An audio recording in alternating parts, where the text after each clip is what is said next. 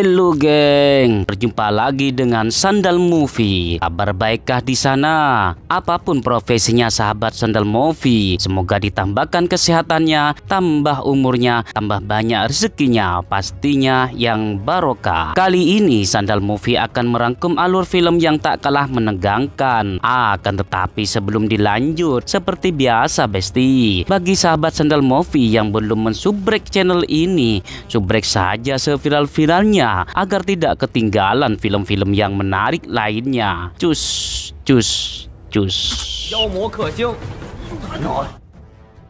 Di malam bulan purnama, sang raja, Li Qing namanya, dan para prajuritnya turun tangan langsung untuk memantau keamanan kota, yang mana masyarakat sedang beramai-ramai merayakan indahnya malam tersebut. Dikarenakan pada perayaan tersebut, dikhawatirkan banyaknya siluman mencari tumbal dengan memangsa manusia untuk meningkatkan kekuatannya.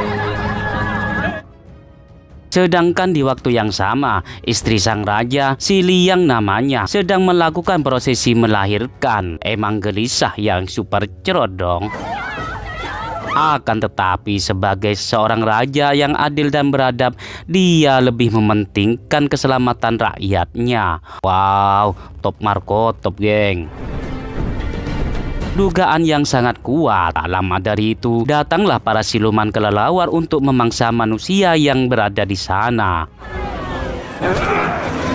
Akhirnya raja pun turun tangan sendiri untuk menyelamatkan masyarakat. Sedangkan para prajuritnya diperintahkan untuk kembali ke istana untuk menyelamatkan istri dan orang-orang yang berada di sana. Lalu pertarungan pun dimulai. Ternyata kesaktian sang raja bukanlah tandingannya. Walaupun seorang diri, sang raja dengan mudah mengalahkan para siluman itu.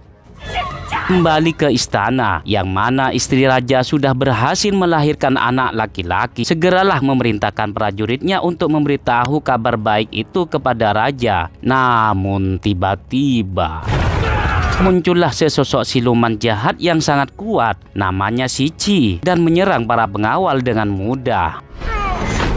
Ternyata itu semua merupakan siasat jahat dari siluman agar membuat sang raja lengah penjagaannya di istana. Akan tetapi dengan ilmu yang dimiliki sang raja, dia bisa merasakan aura jahat yang berada di istana. Akhirnya raja pun segera memberantas antek-antek siluman kelelawar. Lalu sang raja terbang meninggalkan kota menuju istana. Sementara di dalam istana, siluman itu telah menemukan permaisuri dan anaknya yang hendak akan dibunuh. Entah motif apa yang menjadi tujuan siluman tersebut. Sedangkan sang Panglima mencoba untuk menggagalkan rencananya. Tapi apalah daya, siluman itu terlalu kuat. Saat siluman itu mau membunuh bayi tersebut, tiba-tiba ternyata ada kakek-kakek yang menyelamatkannya. Dia adalah Dewa Tai namanya. Dengan satu serangan saja, siluman itu terluka parah dan segera meninggalkan tempat itu dengan membawa kegagalan dan dendam pada keluarga kerajaan tersebut.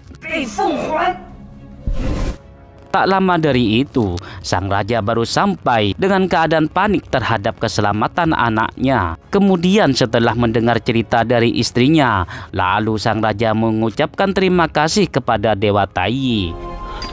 Disitulah Dewa Tai menjelaskan pada sang raja bahwa Kaisar Langit prihatin melihat keadaan bumi yang semakin kacau oleh para siluman jahat. Oleh sebabnya, Kaisar Langit mengutus putra mahkotanya ke bumi melalui reinkarnasi menjadi bayi di kerajaan ini. Hingga siluman jahat ingin menghabisi bayi tersebut. Setelah mendengar berita itu, lalu Dewa Tai berpesan pada sang raja, kelak kalau bayi itu berumur 18 tahun, untuk pergi mencari Dewa Tai ke Gua Jinguang di Gunung Qianyuan. Karena pada waktu itu, Dewa Tai akan melatih bayi itu hingga mempunyai kekuatan tingkat dewa dan layak dinobatkan sebagai dewa yang akan melindungi bumi dari para siluman jahat. Bersamaan dengan hilangnya Dewa Tai memberikan benda pusaka yang akan menjaganya dan memberi nama bayi itu Neza.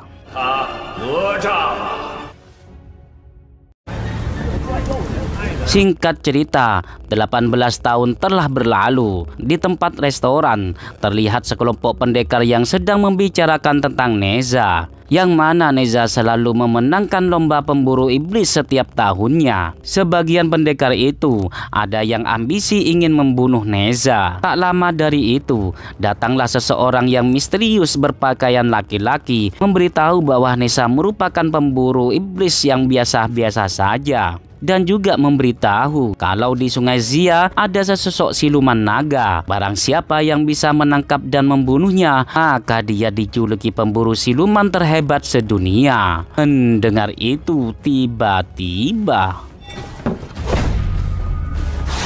Neza tersinggung apa yang telah dibicarakan oleh sekelompok tersebut. Lalu terjadilah pertarungan.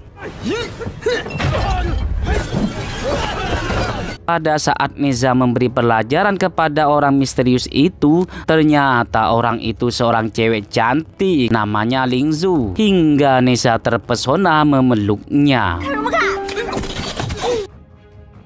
Beberapa bulan kemudian, Neza menghampiri sang raja yang merupakan ayahnya, sedang berdoa untuk keselamatan Neza yang akan berangkat ke Gunung Gianyuan untuk berlatih kesaktian dengan Dewa Tai. Namun mendengar itu, Neza menolaknya dikarenakan dia sudah lelah berlatih terus-menerus. Dia pun merasa sudah cukup sakti dan mampu untuk menjaga kerajaan. Kemudian Neza menceritakan bahwa dirinya beberapa waktu lalu telah banyak mengalahkan para pendekar dengan mudah. Sang ayah tetap saja menasehatinya dikarenakan ini sudah takdir sang dewa yang harus dilakukan. Walaupun Neza keras kepala, tapi dia anaknya patuh. Akhirnya dia menuruti keinginan sang ayah.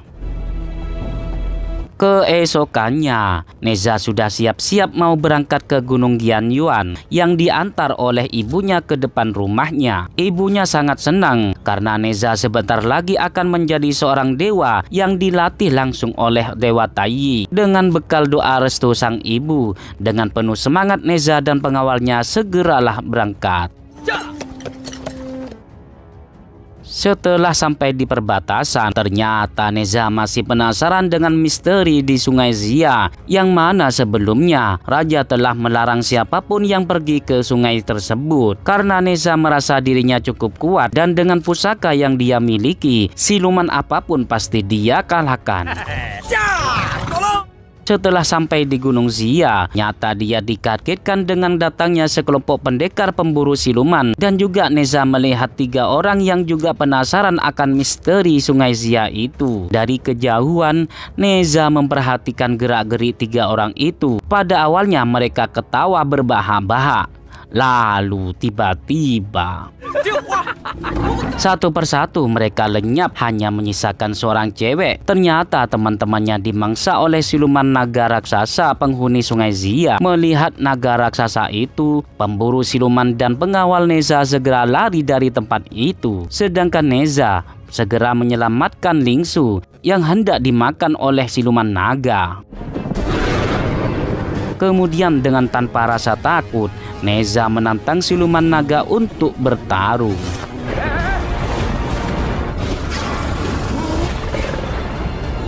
Hingga akhirnya naga itu kabur dengan membawa luka yang sangat parah.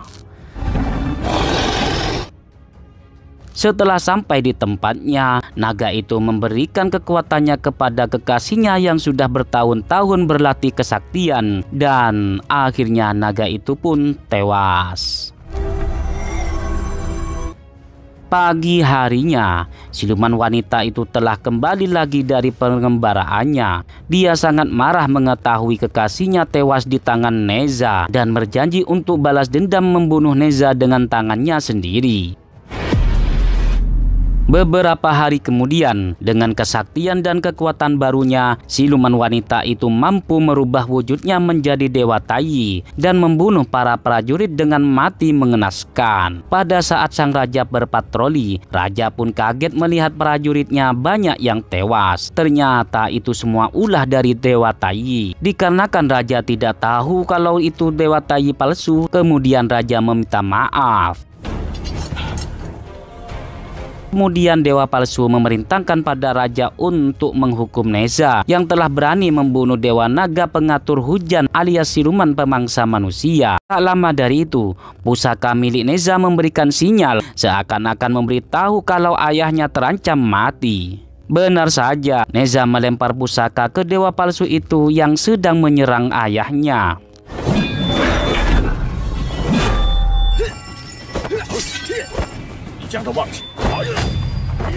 Kemudian dewa palsu itu semakin mengancam raja dengan menghabisi warganya kalau tidak segera membunuh Neza.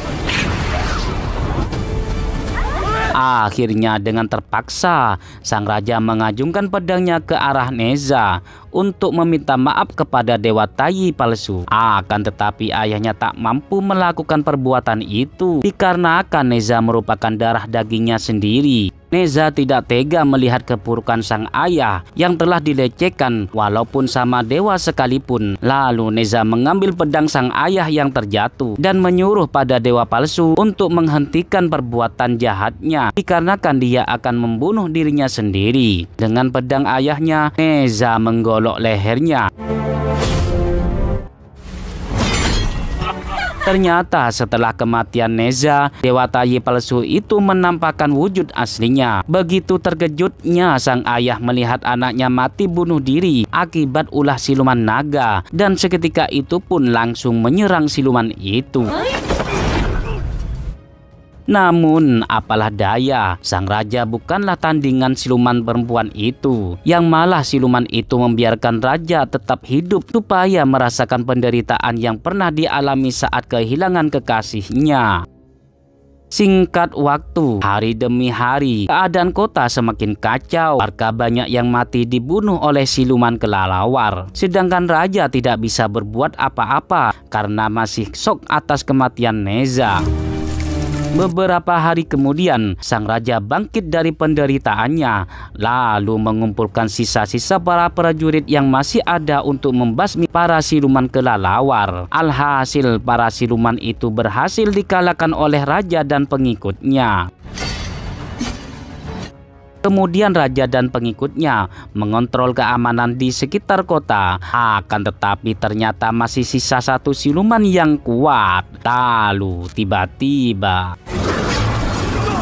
pengikut raja semuanya tewas karena bukan tandingannya. Di waktu bersamaan, di tempat lain, tepatnya di Gunung Gianyuan, dewa tayi merasakan kematian Neza karena keegoisannya. Lalu kemudian dewa tayi harus menghidupkan Neza kembali dengan menggunakan nyawa kedua Neza dari 3 nyawa yang telah diberikan oleh dewa langit. Nah, di hidupan kedua inilah Neza langsung dilantik menjadi seorang dewa dan mempunyai kekuatan yang sangat luar biasa, sehingga siluman wanita itu pun juga merasakan aura kehebatan ilmu Neza.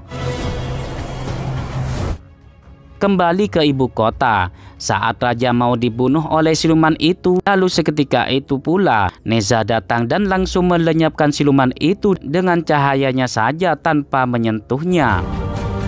Kemudian Neza menyuruh ayah dan panglimanya bersembunyi di tempat yang aman dikarenakan siluman wanita jahat itu sudah datang berada di depannya. Tanpa menunggu lama-lama, lalu pertarungan pun dimulai.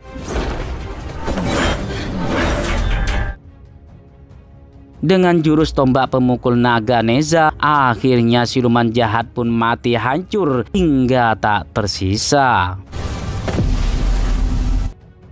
Kini, terlihat di ibu kota situasi semuanya aman terkendali. Lalu ayah Neza meminta maaf. Neza pun menjawab dengan tenang, gak ada yang perlu dikhawatirkan, hanya saja bagaimana cara mengembalikan kerajaan yang bisa hidup tentram seperti dulu kala. Kemudian Neza melanjutkan perjalanannya untuk membasmi para siluman yang berada di muka bumi. Dan lalu film pun tamat.